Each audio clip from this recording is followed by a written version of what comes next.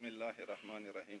ډیر قدرمن اغا صاحب د جمال اغا جلال سر ویمو حیدری بلډ بانک ممبران، چنار بلډ بانک ممبران، ویمو لید ویلفیر ټرست ممبران، علمدار فدریشن او ویمو پزداران او څوره دلته ځوانان مشران ولمنه ناست وي. السلام علیکم.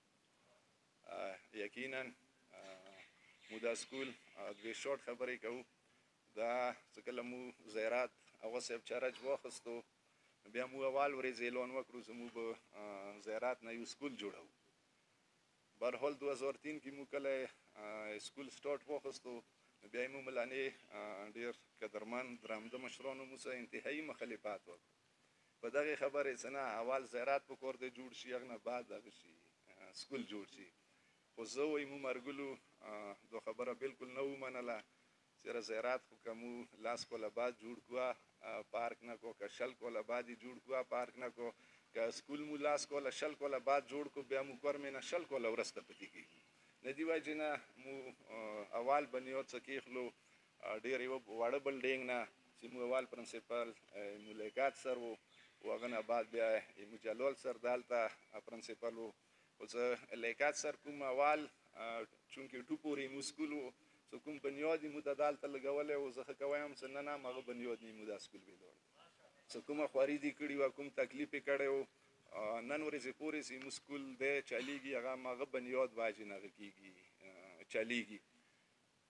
بیا لکه نن ورځ یا مو وکسو چې مو سکول نه دوره لوډ دی. مو اگر چې اوس آی پی میل او ایمیل مو کلاسونه بیل دي خو بیا یا دوره زیات رش دی څه هغه وجې نه موږ ته جلکیو سکول انتهایي ضرورت و. اوس زړه کې مې ډېر ارمان و چې د خپلې زندګۍ کې یو د جلکیو سکوله جوړ کړو، که بیا مړ کېږو بیا به مړ کېږو. په هغه زه ډېره شکریه ادا کوم یو ډونر چې هغوی موږ سره دلته یې سکول ویزټ وکړو، وایي موږ کلاسو کې وګرځېدو او دا شی وکړو.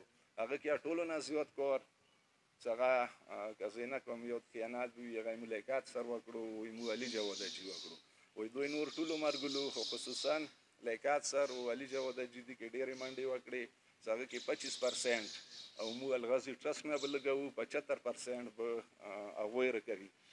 25% کې بیا که 1 کروڑ روپۍ جوړېدې نه 1 کروڑ مو سره ناږدې نه وي. بیا اخري داسې فیصله وکړه چې د کوم لیبر او مستري مزدور لګېږي دا پیسې به تاسې لنډوئ نورې به موږ درکوو. نو موږ د سټیج نه ډونره ډېره شکریه ادا کوو او موږ لیاقت سر بیا ډېره شکریه ادا کوو. او دلته کوم تاسې راغلي وئ دوی زړه ګهرۍ ونه شکریه ادا کوو. هغه صاحب لکه څنګه یې مو لیاقت سر خبره وکړه زموږ کور مې کې یتیمخانې شته، الله پاک هغوی ته نوره توفیق ورکړي چې هغه د یتیمانو شهداو هغه وکړي بچیو خدمت وکړي. خو دلته موږ سره تقریبا 200 نه واخه 250 پورې هغه شهداو بچي هغه یتیمان چې هغوی تعلیم صرف پیسو وجې نه نشي ویلی. شکر الحمدلله نن ورځې پورې 2005 نه واخه نن ورځې پورې هغه مو پري سپورټ کړي دي او یونیفارم کتابو پورې هغوی ته مو ورکوو. نو اخر کې زه بیا یوه صاحب ټول دلته موجوده کوم ولمانه دلته راغلي دي موږ زړه ګهرایونه شکریه ادا کوو.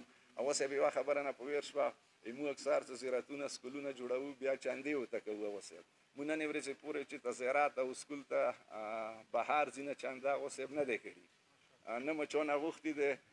مخکې به یو اعتراض کېدو چې یاره دا سکول د دوی ته څوک جوړوي. نو ما به ملنوالو ته ویله چې دا سکول د خیمو تاسې په د 10 روپۍ وجوړېږي چې اوس یې تړوئ ماسو بله به چا 2 سوه کړي وي چې دا سکول چا جوړ کړی دی.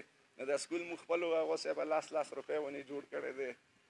نو اوس امید لرو چې انشاءالله کوم ډونر مو سره مدد کوي موږ روپیو ته چندو ته محتاج نه شو. اخر کې بیا زه تاسې ټولو شکریه ادا کوم، ډېره مهرباني، خدای مو خوشحال او آباد ساتي. السلام علیکم ورحمت الله وبرکاته.